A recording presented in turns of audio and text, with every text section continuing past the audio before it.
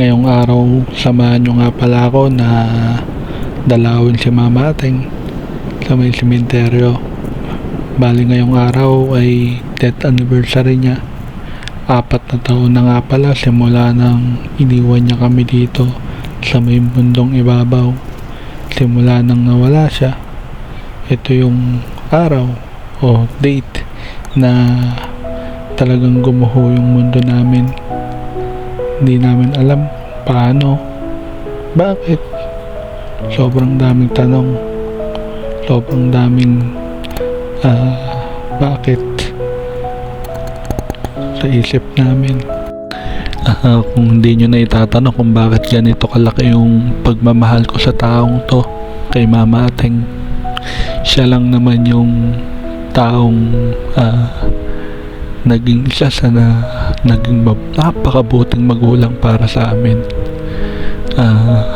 Siya lang naman yung taong handang ibigay lahat para sa amin, yung taong laging nandyan para sa amin, yung taong kahit wala siya basta meron kami, yung taong napakasaya kapag nakikitang masaya kami.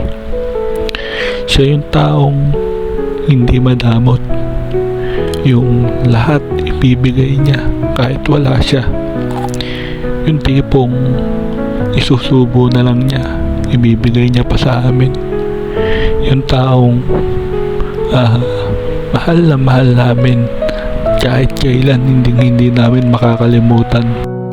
Si Mama Ating, siya yung tao nagpalaki sa amin. Siya yung taong hindi kami pinabayaan. Buong buhay niya sa amin niya hinilaan. Kahit sa huling sandali ng buhay niya, kami pa rin yung iniisip niya. Si Mama Ating yung taong lahat pinibigay para sa amin. Kahit anong hilingin namin, gagawa niya ng paraan para maibigay sa amin. Kaya bilib na bilib ako sa taong to. Mahal na mahal ka po namin. Mahal na mahal ka namin. Hanggang dulo, hanggang huling hininga namin, mamahalin ka namin.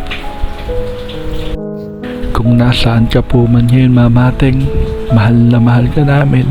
At miss na miss ka na po namin.